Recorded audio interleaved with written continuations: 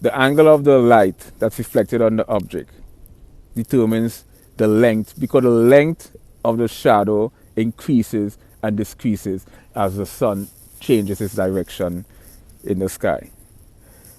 Now, all this physics is imperative to understand directly where to cast a shadow below an object when the sun is reflected on it. So this is why I find art intriguing, because art has expanded my mind exponentially.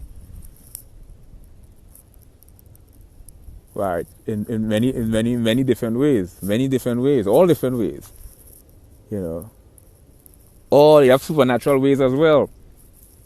You know, you draw stuff and you see it manifests in reality in real time. That's some supernatural stuff. No one talks about that stuff, or